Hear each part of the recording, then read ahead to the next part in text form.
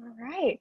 Welcome everybody to today's presentation from Marta Guron, Assistant Professor in the Department of Chemistry. She's been doing or been incorporating sustainability into coursework for a number of years and has some great examples, and I'm excited for her to share them with you today. So I'm going to pass over the baton. Sounds good. Well, hello everybody.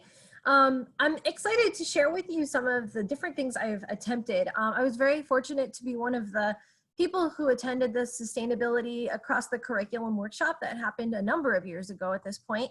And it was such a really exciting experience, and it made me think about how we have a responsibility really to incorporate as much of these ideas, because in a way it gives us a bouncing off point in order to have a real life connection to the outside world. Oftentimes students just feel like, especially in science classes, but I believe that's true also for non-science classes, that what lives in the classroom stays in the classroom. It feels like it's in the academic bubble.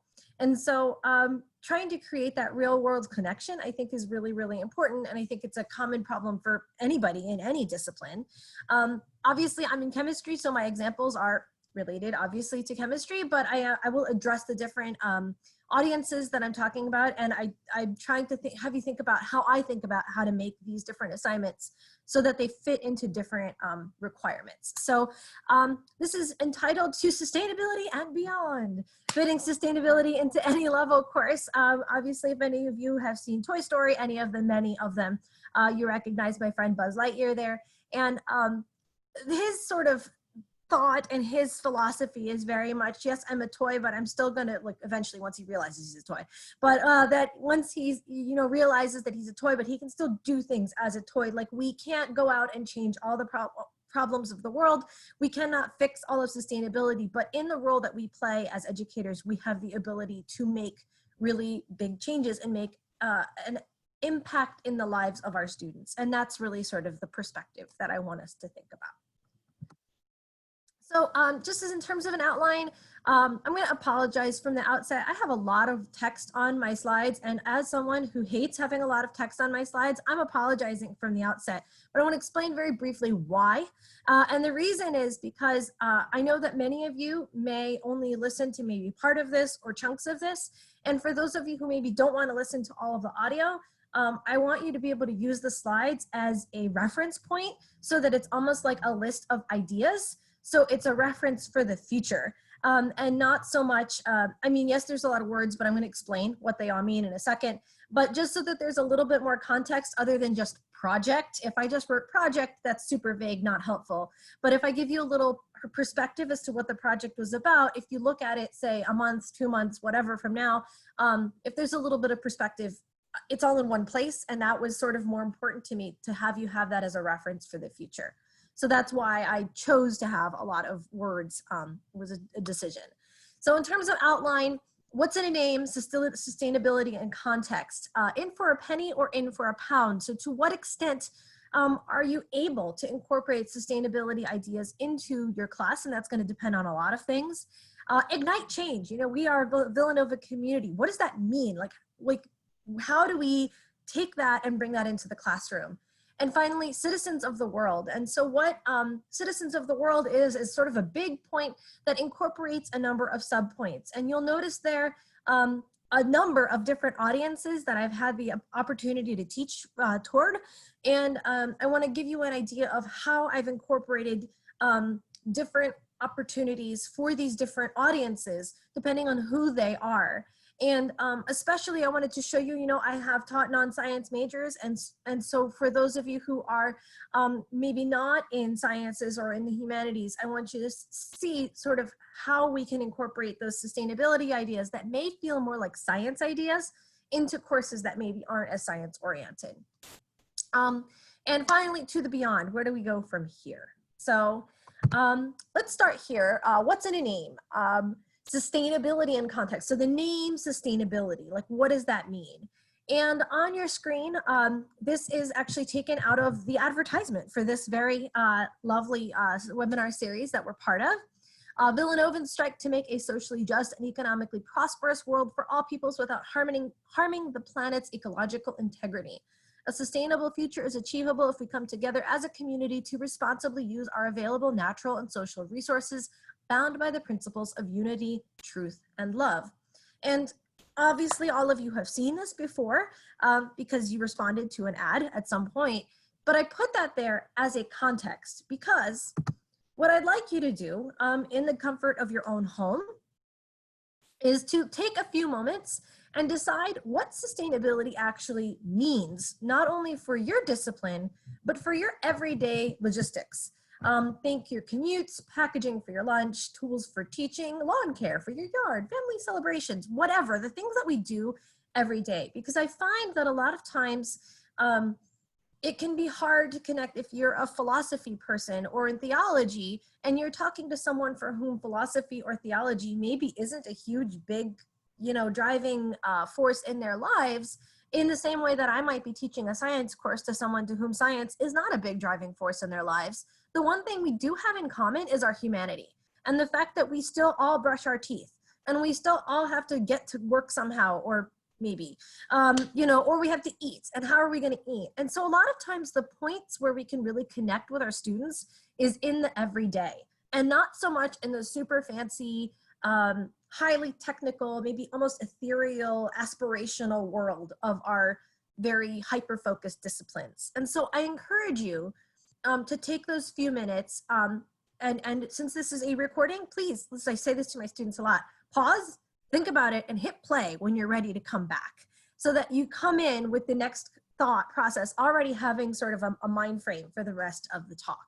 Hold on to your thoughts, and we're going to come back to this a little bit later.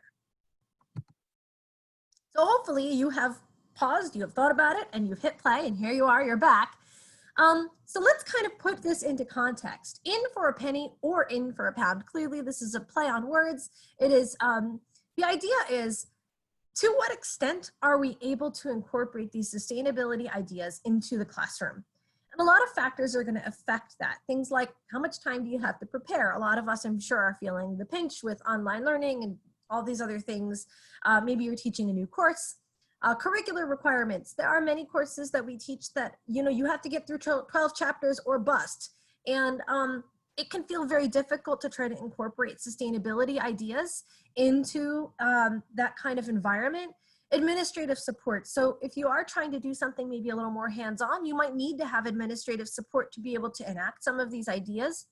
Achievement of non-curricular objectives, so things like soft skills, things that maybe are part of your objectives but aren't particularly specific to the content. And of course, student perceptions, things like, are your students amenable to the idea of sustainability? Or are they like, oh, this is dumb, why do I care about this? So depending on their perceptions, you might get some pushback on some of the things that you try to do.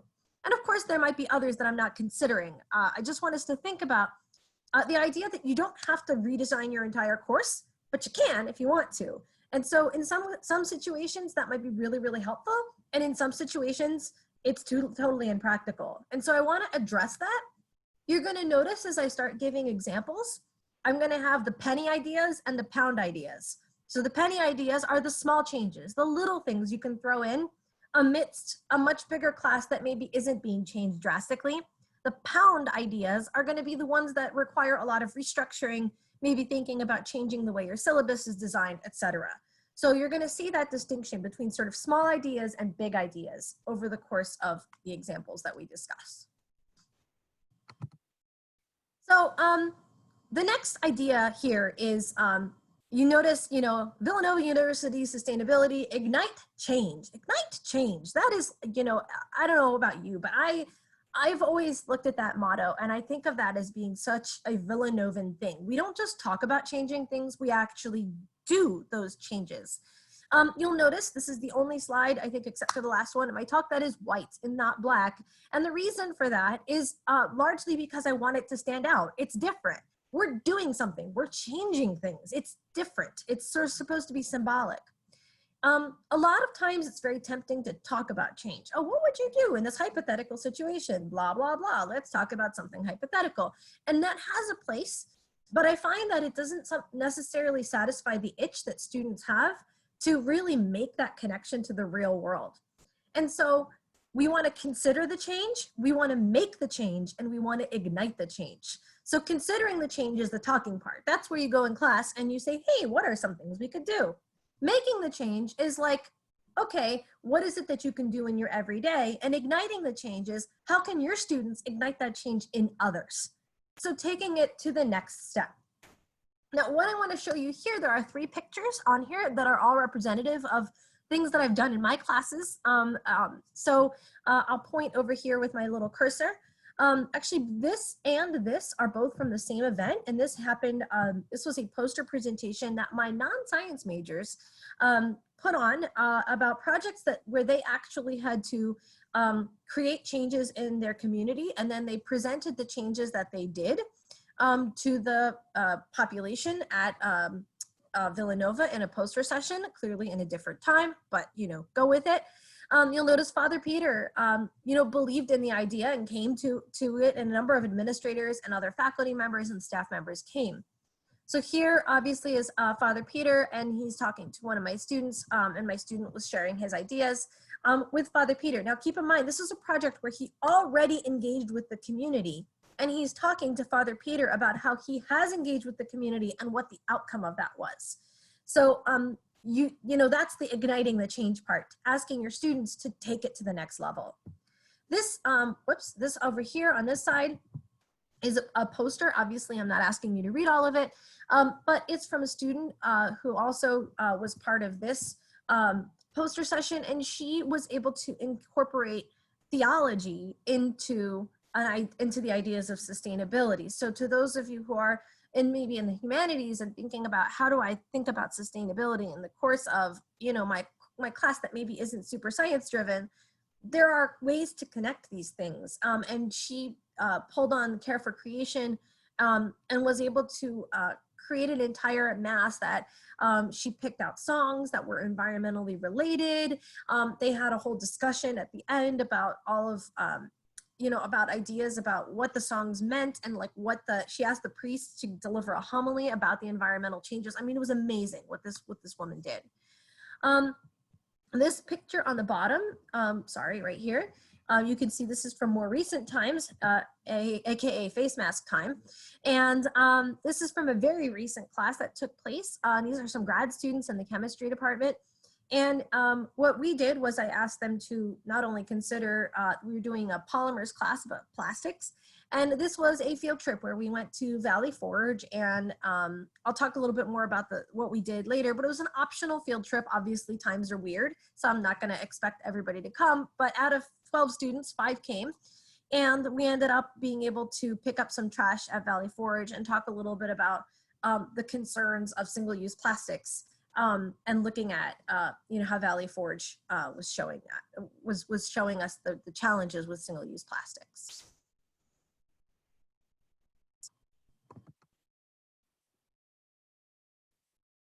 I'm not sure if I'm still being recorded. I suspect I'm not, but I guess I'll continue just in case I am. So the next piece here is citizens of the world. Our students are citizens of the world just as we are. And as a result, we want to think a little bit about who our students are, what do they care about, and what are some things that we all have in common as global citizens. Apologies, I think that Liesel just maybe lost power. We're in the midst of a little bit of a thunderstorm here, so I'm not sure how much longer I'll have power, but hopefully we can get through this, and hopefully this is recording. Who are our students? What do they care about? What are some things we all have in common as global citizens? And how does that intersect with the sustainability goals your discipline has? So when I think about, how students interact with our ideas of sustainability, we want to think about our discipline sustainability goals over here. We want to look at our students' interests. What do they care about? I often take time to understand what my students are interested in, what they're excited about, and then I develop my course activities for that intersection. So in some cases that might mean we're talking about toothpaste. In some cases it might mean we're talking about higher level chemistry. Depends on the class that we happen to be talking about. So I encourage you to think about, this is one of the reasons I asked you to do that activity earlier, where your sustainability disciplines live, and then also your student interests, and then think about where those course activities can live in between. Now, here's some examples. This is from the class on sustainability and science for non-science majors, the MSc Experience lecture portion. So as I mentioned, this is the class that had the poster session, and you'll notice here, this is a really cool project that a student had done where basically she educated a number of students in an after-school community center about recycling, created an entire program where they had a competition to see who recycled more. And then eventually the winner was able to get like hats and gloves and winter clothing in order to basically be able to keep themselves warm and also have new clothes that was from an underprivileged community, and it meant a lot to them. So this is one of the projects one of my non-science majors did. So I mentioned that we were going to do penny and pound. So for penny, we did a number of things in the lecture. We did an analysis of our clothes in our closet for synthetic fibers to take a look at how much we were using fast fashion or synthetic fibers that maybe aren't sourced so carefully. They might be coming from petroleum products and such. Comparison of local policies on paper versus plastic versus reusable bags and thinking about what makes something sustainable. We analyzed a UN document on single-use plastics to propose an effective policy for the US. I offered prizes for different exam reviews that were like reusable bottles and utensils. A lot of times just giving people ideas is not enough, but you have to give them resources as well. And additionally, so as we take a look at this, I did some exam reviews, right? I'm giving them reusable bottles, utensils, and stuff like that. A lot of times it's easy to say, oh, you should get these things. But to a college student who maybe like can't go out to some place, or who maybe doesn't have the funds maybe to necessarily go out and find reusable utensils and stuff, I think if we have a chance to provide it to people, I think that that's worthwhile. On our first day, I gave them like a welcome with pens made from recycled bottles, just to kind of make the point and set the tone for like, I'm putting my money where my mouth is. As far as pound ideas, again, we did this semester-long project with a public-facing impact, which I've already discussed, so I'm not going to talk about it again. We organized the entire class around concepts around real-life items with a focus on life cycle analysis. So for our first unit, it was all about combs, and it was cradle, useful, lifetime, and grave. And we literally talked about all of those things. And we had guest lectures from experts in various sustainability issues that were adjacent to main topics of the discussion. So that was kind of, I think, helpful for them to see that, hey, I don't know everything. And this is an interconnected, interdisciplinary approach. So for my non-science majors, they also had a lab portion. And so I want to first of all acknowledge Gabrielle Bauer and Vital, because they offered us a Vital mini grant to work on this. But basically, I want to talk very briefly about what these experiments were. My thought process was, I know that these are students who are not science majors. They don't really necessarily care about the nitty-gritty, but if I can apply this to the real world, that might be useful. So this particular experiment shows that gray stuff inside is PVC pipe. And those are different solvents. And so the idea was, well, is it actually safe to put nail polish remover down your PVC pipes? Or is it okay to put vinegar down your PVC pipes? What happens to the PVC, which happens to be a polymer / plastic, which is what the whole class is about, when you do that? Another experiment that we did, they were all working with nitrile gloves. And the ones right here, those were actually biodegradable nitrile gloves, which was kind of cool. And we were trying to see whether they changed drastically, whether their properties vary drastically between the biodegradable ones versus the non-biodegradable ones. And we actually used that as part of our decision as a department as to which direction to go with our gloves used for the department, which was actually really cool. It created this whole discussion with our sustainability committee and a bunch of other stuff. So like, it was really cool to connect what the class was doing to something the department could use. This particular image shows basically different things that leach off of your plastic bags, when they're exposed to fats. So if you put in something that has a particularly large amount of fat in like a Ziploc, some of these things will leach into your food. And so we were discussing that, and they had to actually weigh out whether they fell in legal limits. Yes, there are legal limits for this, of that for food versus non-food applications.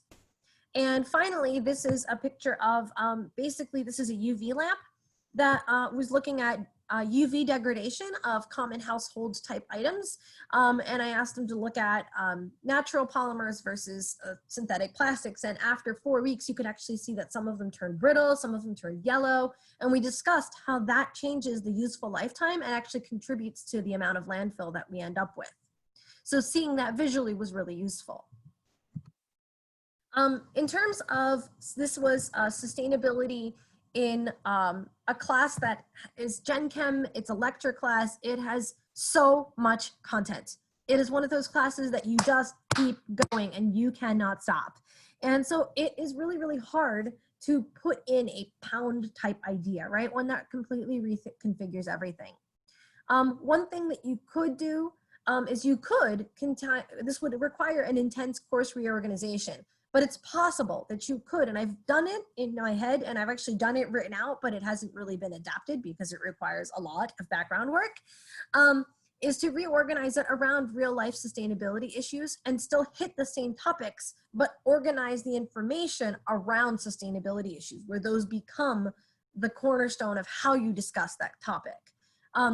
It requires a lot of challenges, right? Because the book isn't organized in that order, and then everybody else would have to be on board. I'm not the only one who teaches that section. So it's one of those things that creates a lot of challenges, but it's still a cool idea. So basically we were sort of left with penny changes, which were things that like I couldn't really do much, but I tried to use sustainability or environmental examples, just like in exam problems.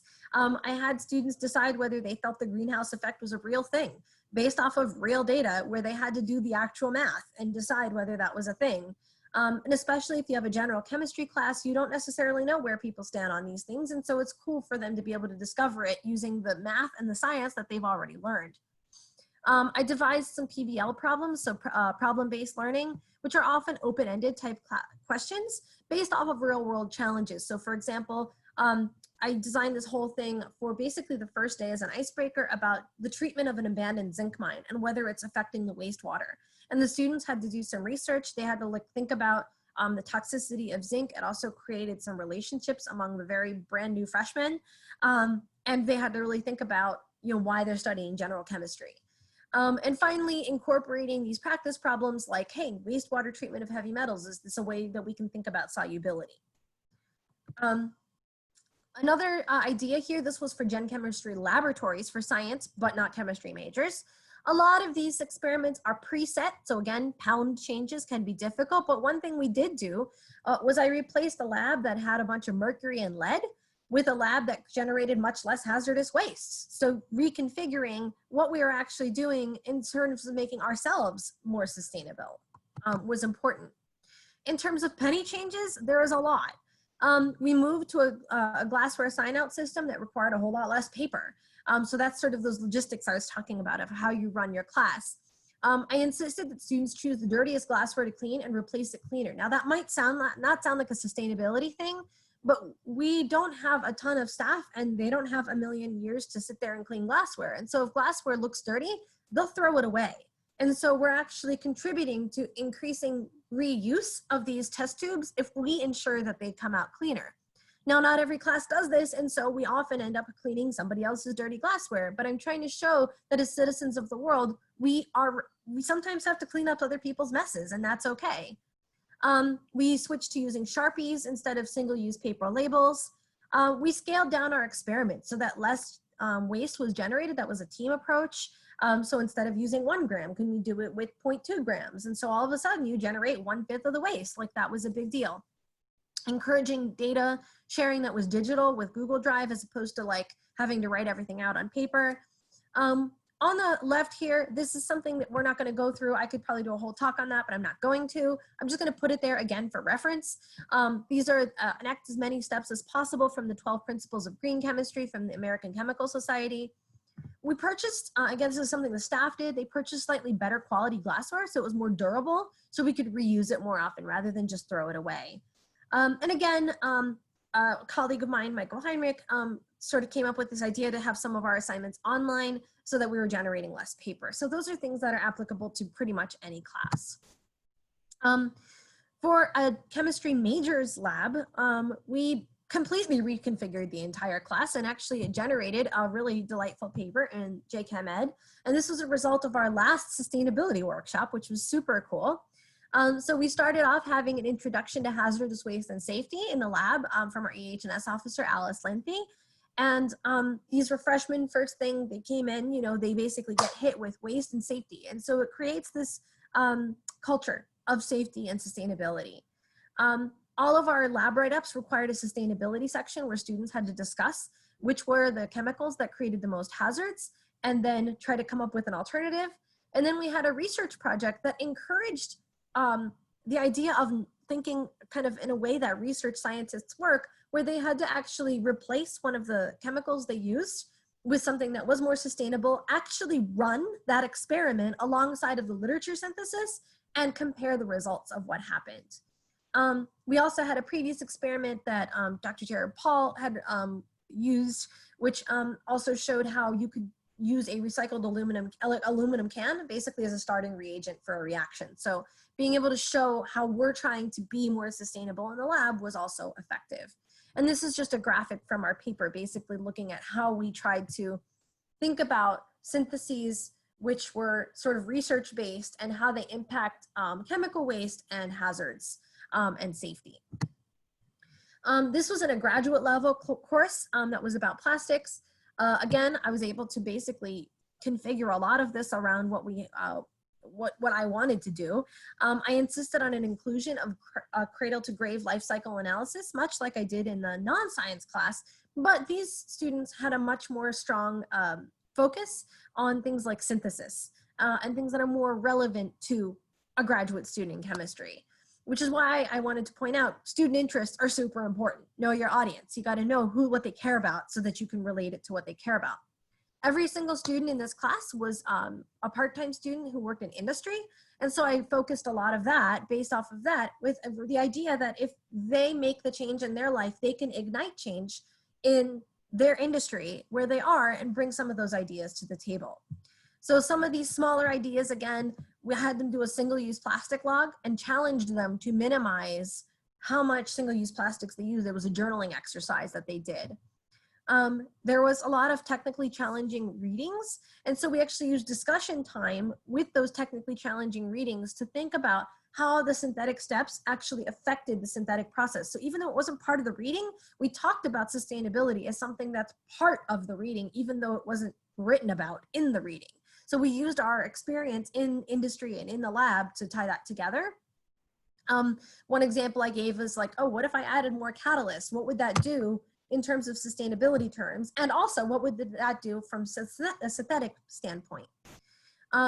I talked to them a little bit about how Villanova's campus works to offset some of the sustainability challenges.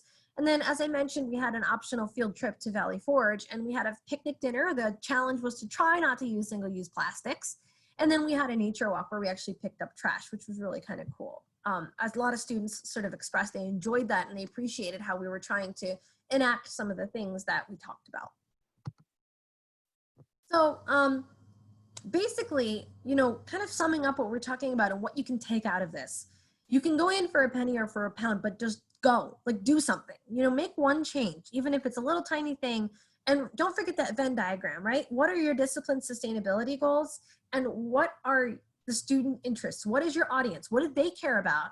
And what is it that you want to get out of it? And find that intersection so that you can be able to create activities that will be both relevant to your students, but also helpful to getting the goals of whatever you want out of that class. Don't neglect students' everyday experiences as citizens of the world. Again, it's so easy to get hung up in the academic bubble of we need to be in these really lofty mind spaces, but like a lot of the changes that we can make and the really big things that we can enact happen in the everyday, in the simple tasks. Consider the needs and interests of your audience, which I already mentioned that. The most powerful pedagogy and actual behavioral changes came from reflections of individuals on their everyday behaviors. And so every time I asked students to really reflect on what they did, that was where I got the most growth and the most change out of students, and it made them want to make change in their environment. It has the capacity to enhance your research too, right? I actually got a paper out of it, and we came pretty close to having a student. I mean, when students are creating their own experiments or their own ideas, that gives you fodder for research projects, which is kind of neat. Don't fear dipping a toe into interdisciplinary territory. So I had science students considering policy, but I also had non-science students considering responsible scientific research. And by doing both of those things, you're reminding everybody and the students that they don't live on an island. Their discipline doesn't live on an island, and we need to consider all of the factors when we make our decisions about sustainability. And as much as possible, model sustainable behaviors and have students engage with the world. That's that whole ignite change part. Don't just talk about it, do it, and make them do it. Make it be part of what they do, where they actually have to think about it.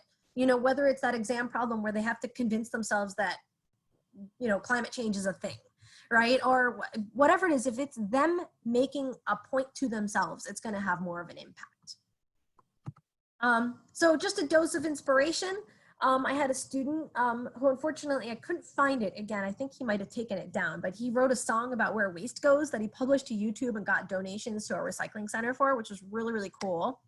I had a successful campaign from a student who ignited change by having the Villanova reusable straws get a little more face time at the bookstore. And at first she tried it herself, didn't go very well. And after her poster session, Father Peter actually was like, I'll take care of it. And like, because she had already tried, she had shown him the importance of it. And then she got to have FaceTime with an administrator, you know, it gave a little bit more like push toward the process. But that's how we ignite change, right? Is by making people aware of the challenges who are able to make change.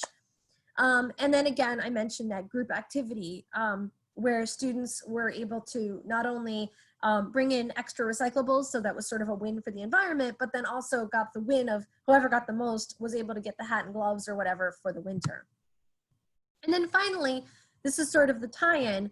Consider now where you can see your previously discussed discipline goals overlapping with student interests. So in other words, do you have a general thought as to one class activity that could work for one of your courses in the fall?